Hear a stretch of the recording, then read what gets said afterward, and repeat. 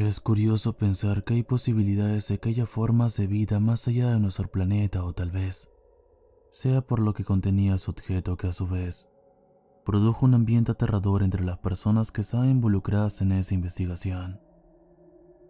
Resulta que hace años, los expertos en astronomía descubrieron un meteorito que iba rumbo al planeta Tierra. Era obvio pensar que un objeto que fue detectado por telescopios en la órbita de la misma Tierra pueda causar una catástrofe si llegaba a chocar en un determinado sector de la Tierra. No tardaron mucho, pero los medios de comunicación iban a alertar a la población mundial acerca del impacto del objeto, y posiblemente se trataba de una futura catástrofe en contra del planeta. Pero como si fuera poco, de alguna manera los diferentes gobiernos de la población mundial intervinieron en la brecha de la comunicación para evitar que personas de todo el mundo se enteraran de ese descubrimiento, para no hacer que las mismas entren en pánico. No fue fácil, pero la gente que establece contacto con los medios de comunicación de todo el planeta no informó acerca del objeto rocoso y su próxima llegada a la Tierra. Los expertos tenían previsto que el meteorito iba a descender e impactar contra la Tierra en una semana luego de ser descubrido. Pero tal parece que hubo un fallo en sus cálculos, porque el meteorito impactó contra el planeta luego de 4 días de su mismo descubrimiento. El objeto rocoso fue a parar en los cimientos rocosos del estado de Utah, Estados Unidos. A días de que el meteorito llegó a su destino, autoridades del mismo gobierno del país se reunieron en el lugar del impacto del objeto rocoso para estudiarlo para sus propias metas. No tardaron demasiado para formar una especie de base alrededor del meteorito, la cual cubría un terreno lo suficientemente amplio e implementado para que científicos u otras personas capacitadas para este tipo de labor puedan hacer su investigación de forma adecuada. Pero es aquí donde empiezan los sucesos inquietantes. A semanas de que la base fuera instalada, un prestigioso laboratorio de los Estados Unidos recibe un mensaje por parte de una de sus computadoras. El mensaje era proveniente de uno de los integrantes del laboratorio, los cuales se ubicaban en la base donde estaba ubicado el meteorito. El mensaje decía lo siguiente: necesitamos ayuda inmediatamente. Al principio pensaban que necesitaban ayuda en cuanto a su investigación del objeto rocoso, pero no fue de esa manera cuando recibieron otro mensaje. Auxilio, necesitamos ayuda urgentemente. Todo se está saliendo de control. Es aquí donde algunos de los integrantes del laboratorio se dirigen a la base donde se ubica el meteorito. Pero algo no andaba bien. Las personas encargadas de la seguridad de la base no estaban en las entradas de esa. Pero cuando llegaron a la edificación, descubrieron algo que les helaba la sangre. Algunos de los científicos que estaban cerca del meteorito se encontraron muertos. Mostraban rasguños de sus indumentarias y charcos de sangre en cada parte de la base. Lo mismo con una parte del personal de seguridad que también estaba cerca del objeto. Eso también incluye a las personas que estaban lejos de aquel cuerpo rocoso. Sus indumentarias desgarradas, manchas de sangre en las mismas, marcas de rasguños en sus pieles. Era obvio pensar que hubo un homicidio, pero a niveles extremos. Toda persona que se encontraba en la base fue erradicada. Pero luego los científicos del laboratorio sintieron curiosidad de qué había sido el meteorito. Cuando llegaron al centro de la base donde se resguardaba el meteorito, se encontraron impresionados al saber que el cuerpo rocoso no se encontraba en el lugar del impacto. Se encontraban muy aterrorizados en aquel momento. No dudaron en irse de la base. Ahora pregunto, ¿qué fue lo que pasó en los últimos momentos de vida de las personas que estaban en la base, haciendo sus labores correspondientes? ¿Cómo fue que un meteorito de un tamaño considerable desaparezca de la nada? Sin dudas, no podemos ocultar el hecho de que hubo un suceso aterrador que acabará con la vida de cientos de personas. Y seguramente, podemos asumir que posiblemente haya formas de vida que aún desconocemos. Pero quién sabe.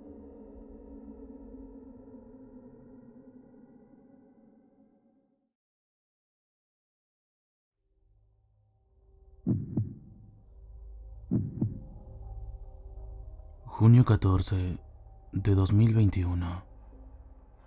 Era mi primer día en mi trabajo en un laboratorio de armas nucleares. Mi nombre real era Winston, pero me decían Winnie. Solía ser callado y aún tenía una depresión, porque mi esposa fue asesinada hace casi más de 10 años, y mis hijos aún no lo reconocían. Pasó una semana desde que empezó mi trabajo. Algo se anunció en la radio, creo que relacionado con una declaración de guerra. Ese es un mensaje de la Agencia de Inteligencia Nacional de los Nuevos Reyes. Se ha detectado el lanzamiento de un misil soviético en la ciudad de Oriol. Ciudadanos que estén fuera busquen un refugio nuclear donde se mantengan a salvo. No había refugios nucleares en las instalaciones, así que nos quedamos en los sótanos de la instalación. No podía dejar de pensar en mis hijos. ¿Qué harían para salvarse? Fue cuando el misil impactó la ciudad. La mayoría murió calcinada, pero por extraño que parezca, fui el único vivo. Pasaron horas desde el ataque, y se dio por hecho que la Tercera Gran Guerra Mundial había empezado. Se veían aviones rusos y británicos volando y enfrentándose entre sí. Londres estaba devastado. Llegué a los suburbios donde vivía y vi con milagro que mis hijos estaban vivos, sanos y sin problemas. Los tres recorríamos las ruinas de lo que sería la nueva tierra. En una casa apenas estable escuchamos en la radio la voz de la reina. Buenas noches, queridos habitantes. Hoy recibí una noticia impactante. Londres y otras ciudades de nuestra patria fueron atacadas por fuerzas rusas con apoyo de otros países de Europa. Millones murieron en este ataque. Por suerte, nuestro ejército ha logrado repeler un gran número de soldados rusos hacia las costas de Normandía. Esto es todo por el día de hoy. Y recuerden, apoyen a los aliados. Luego de eso se terminó el mensaje y empezó la travesía hacia tierras tranquilas. En Nottingham las circunstancias se revelaban peores que en Londres. Las casas en llamas, carros vacíos y una sustancia color rojo sangre que empapaba las puertas. Mis hijos estaban cansados y las nubes parecían predecir lluvia, así que buscamos refugio en una de las casas destrozadas. Al caer la noche, la lluvia golpeó el suelo. Había aviones UAV volando en la ciudad. Mis hijos no podían dormir. Abajo, en la cocina, escuchamos algo. Un chasquido. Esa sustancia color rojo sangre era en realidad sangre y cuerpos de piel verdosa. Bloqueamos la puerta para dormir mejor y así no tener que soportar sus chasquidos y su asedio. A la mañana siguiente, la guerra consumía las ciudades. Teníamos que irnos y rápido, porque informaron que tropas soviéticas avanzaban en Inglaterra. Corea del Norte les había declarado la guerra a los americanos, y ciudades como Nueva York o Seattle fueron atacadas con armas nucleares. Poco después, a mi hija le empezó a salir sangre de la nariz, posiblemente por la exposición a la radiación, que ya afectaba a mi familia y posiblemente a mí también. Alcanzamos a guarecernos en un pueblo rural. Me desmayé. Desperté en un hospital rústico. Los doctores me dijeron que me repondría, pero que mi hijo Nathaniel había muerto por radiación nuclear. Lloré. No sabía qué hacer. Dije que quería estar solo. Por allá una nube de hongo brilló en el paisaje. No sé qué más hacer. Tan solo desearía un momento a solas. Algo de paz.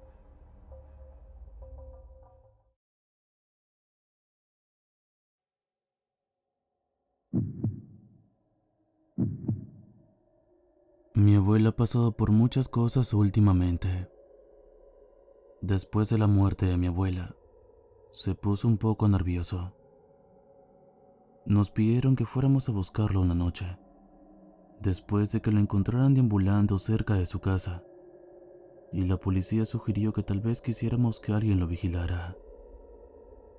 Como estaba sentado en casa y no hacía nada con mi vida, mis padres propusieron la idea de que eso me daría un poco de independencia, ya que últimamente me habían molestado las normas de mi padre. Me dieron reglas, por supuesto, como no usar la casa de mi abuelo para fiestas salvajes, no meter a chicas a escondidas a todas horas de la noche, y la seguridad de mi abuelo siempre sería lo primero. Si volvemos a recibir una llamada sobre su extravío, se irá a una residencia de ancianos, y tú te volverás a mudar a casa. Así que mudé mis cosas con el abuelo, y nos convertimos en compañeros de piso. El abuelo era un buen compañero de piso a pesar de todo. Yo vivía arriba en el desván.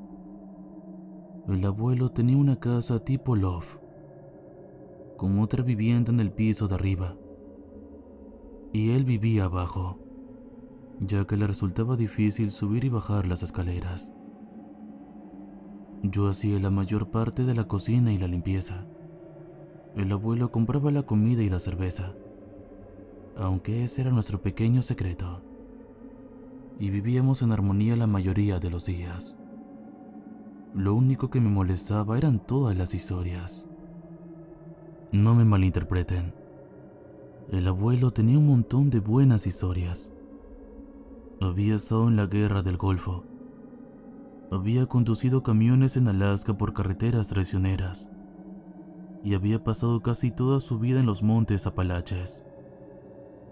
De hecho, esa casa había sido el hogar de su infancia. Tenía muchas historias sobre campamentos, exploraciones y recorridos por los bosques que rodeaban la propiedad. Eso no me importaba demasiado. Había muchas noches en las que el abuelo y yo nos sentábamos en el pórtico con una caja de cerveza, y él me contaba historias sobre la exploración de los bosques y el descubrimiento de su majestuosidad. A veces me contaba mentiras. Hacía algunas afirmaciones bastante extravagantes sobre el bosque, que yo no podía quitarme de la cabeza. Afirmaba que se había encontrado con un pie grande y que había corrido para salvar su vida mientras lo perseguía en su parte del bosque. Había visto espíritus del bosque y había pasado un mes en su campamento, ya que el tiempo se movía de forma diferente allí. Había conocido a gente animal. Había hablado con guardianes pálidos a la luz de la luna que vivían bajo tierra. Y muchas otras cosas. Tampoco eran solo cuentos de borrachos. Esos los podía perdonar. Pero a veces se sorprendía con esas extrañas historias. Estabas lavando los platos o limpiando el salón o cepillándote los dientes y, de repente, él estaba detrás de ti con algún cuento. La mayoría de las veces ponía los ojos en blanco ante esas historias, pero anoche me contó algo realmente ridículo. Mi mejor amigo, Ren, se convirtió en un árbol. Me había atragantado un poco con mi cerveza y finalmente la dejé. Estaba un poco borracho y quizás no debería haberme frustrado tanto, pero estas historias se estaban convirtiendo en algo excesivo. El abuelo me había contado todo tipo de historias y me había encogido de hombros o las había escuchado amablemente, pero esta era tan extraña que me tomó por sorpresa. ¿Su amigo se había convertido en un árbol? ¿Qué demonios quería decir? ¿Tu amigo se convirtió en un árbol? Lo cuestioné. El abuelo sintió y dio otro trago de cerveza. ¿Cómo, abuelo? Cuéntame cómo una persona se convierte en un árbol. Se quedó pensativo. Es una historia un poco larga. ¿Seguro que tienes tiempo para ello? Estaba libre el día siguiente y asentí. Sí, diría que tengo tiempo para ello.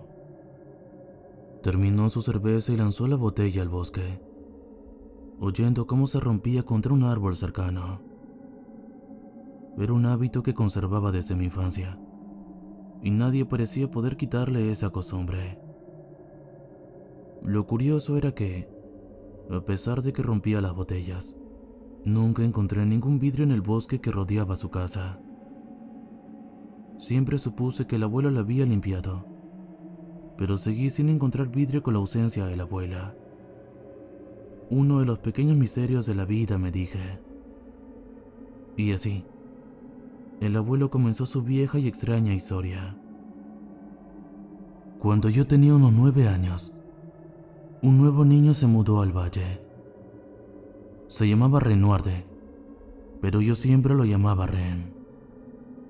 Su familia era del pantano, de Luisiana, y no estaba seguro de cómo eran las cosas en los Apalaches. Aún así, me alegraba de tener un nuevo compañero de juegos, ya que nuestro vecino más cercano estaba a 8 kilómetros en cualquier dirección, y jugábamos en las colinas y los bosques que rodeaban nuestras casas.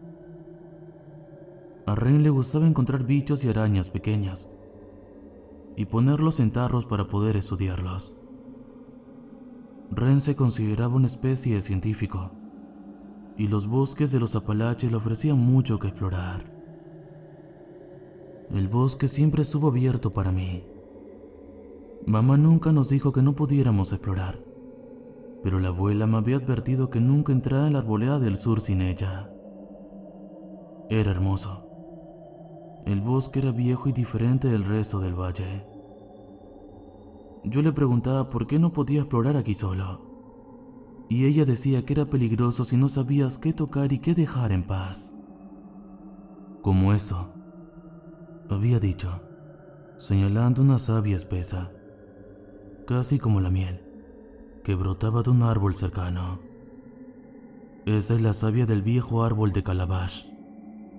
No debes tocarla nunca, porque si lo haces, ni siquiera yo podré ayudarte.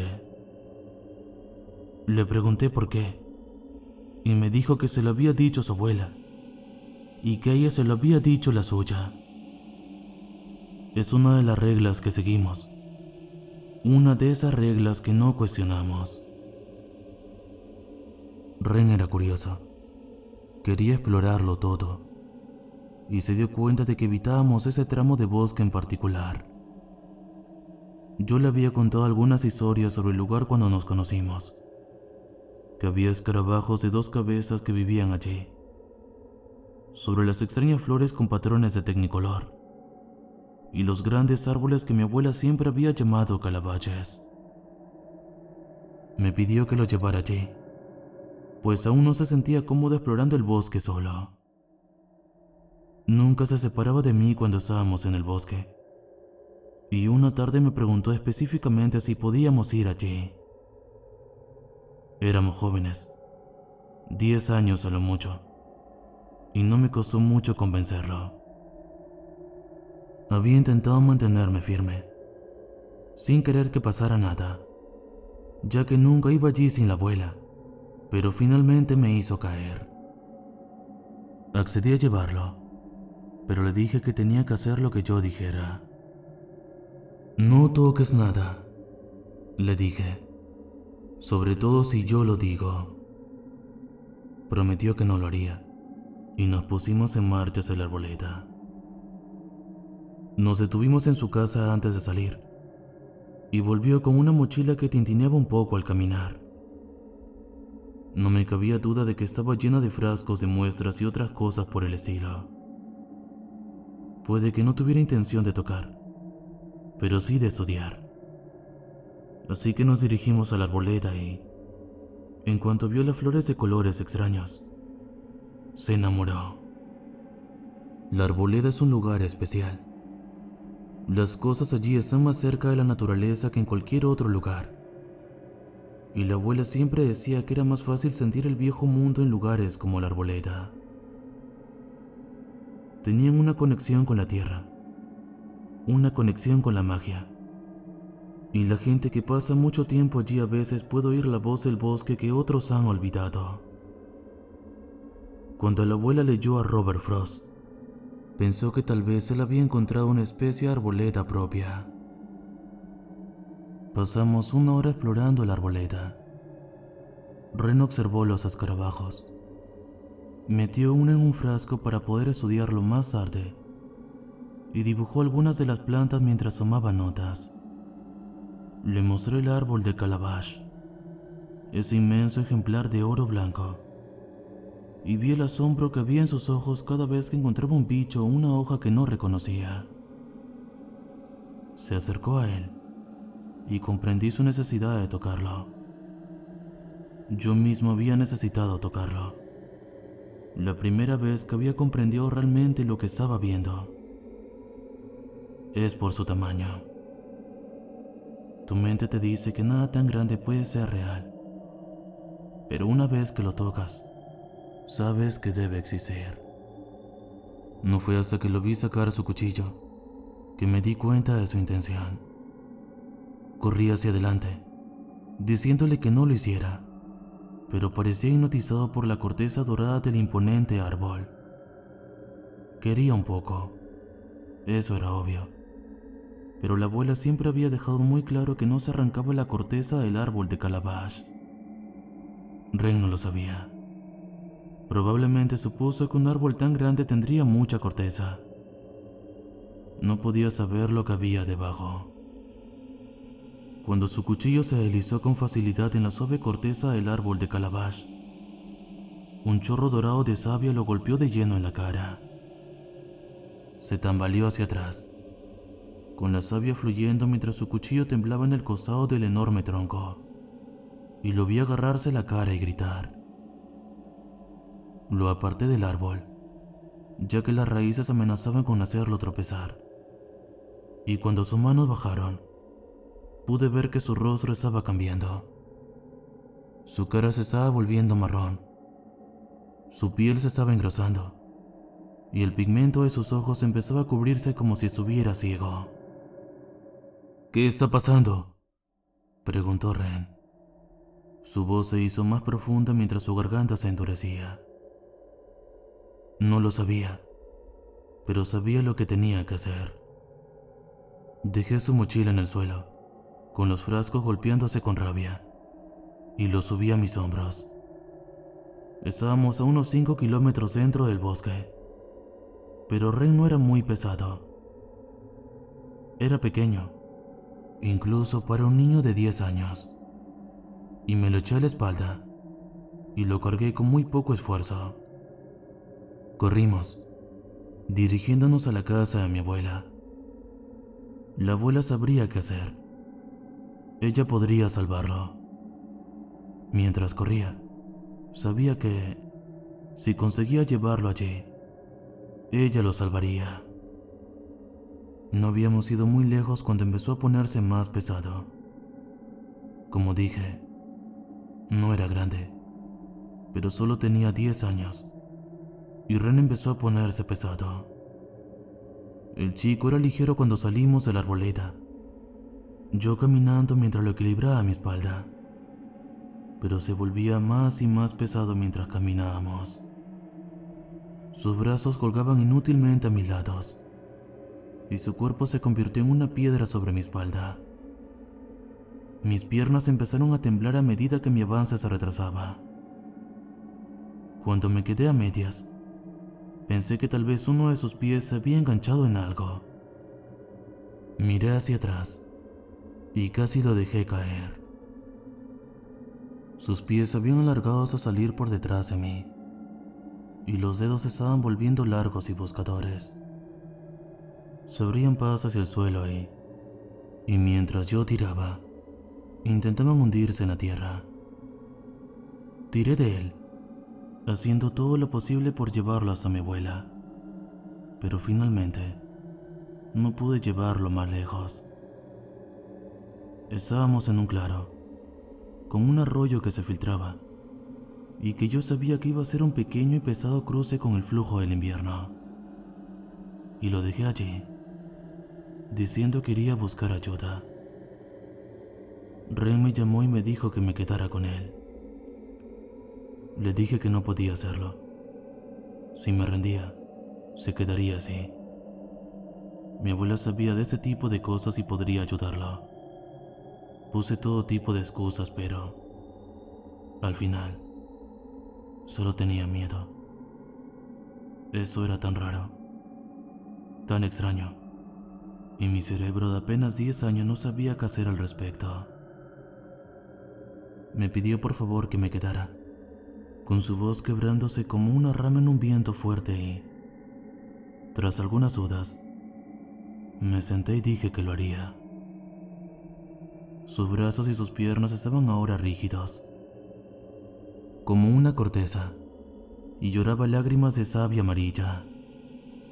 Quise extender la mano y limpiarlas, pero recordé lo que esa savia le había hecho y me resistí.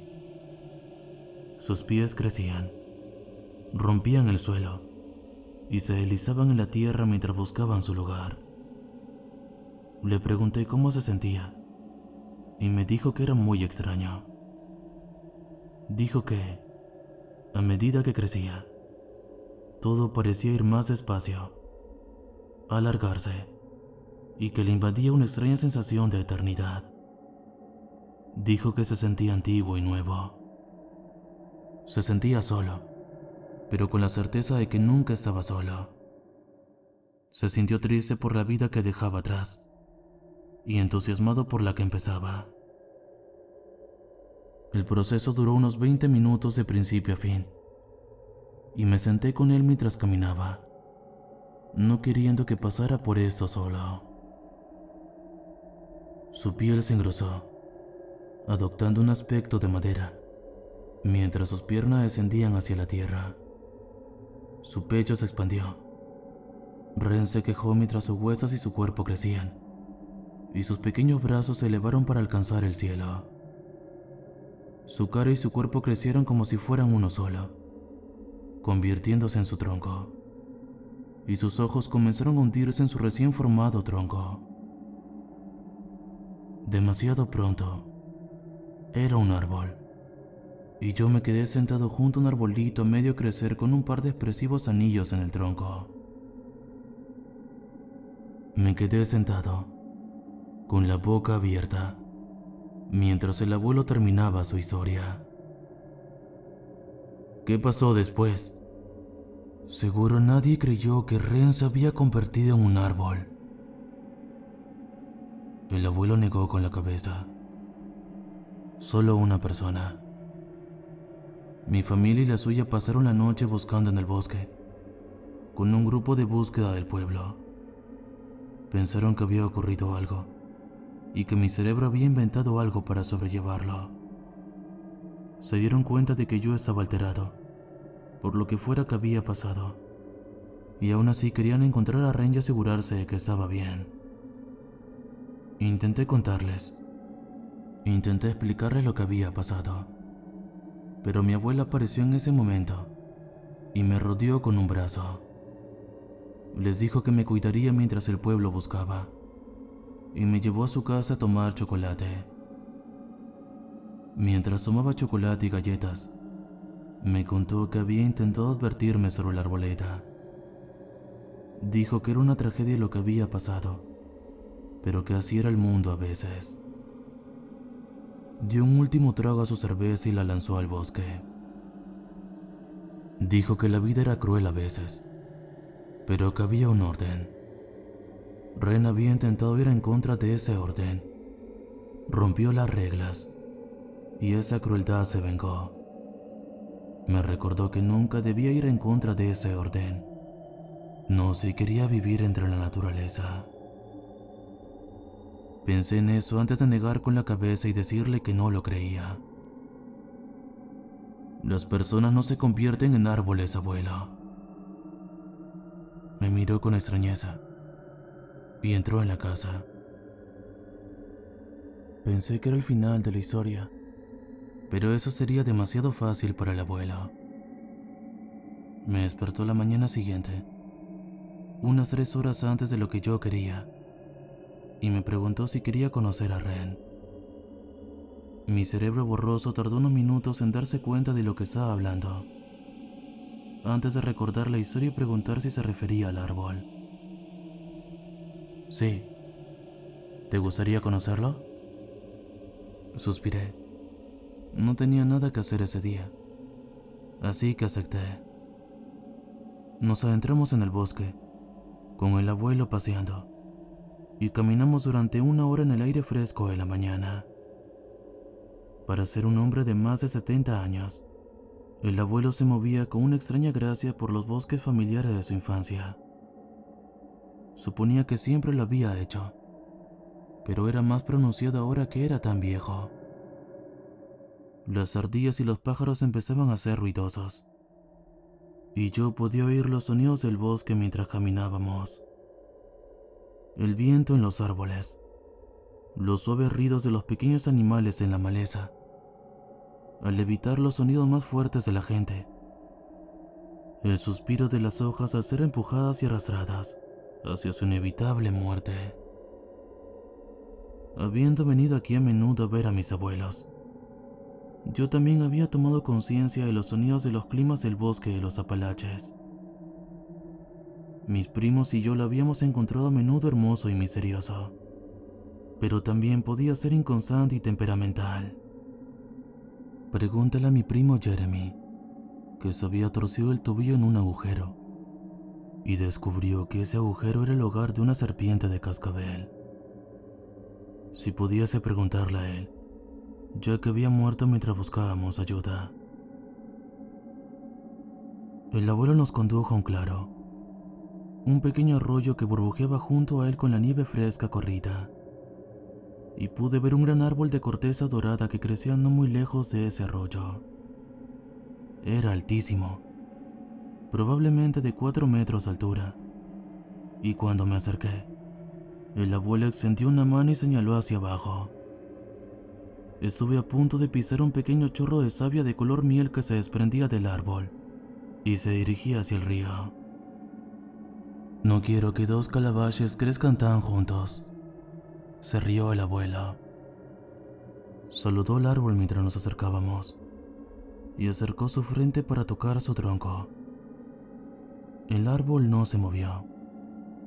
No habló, pero al acercarme pude ver un dibujo en forma de remolino en la parte delantera que parecían 2 ojos enormes. Los ojos parecían seguirte cada vez que te movías, lo cual era un poco inquietante.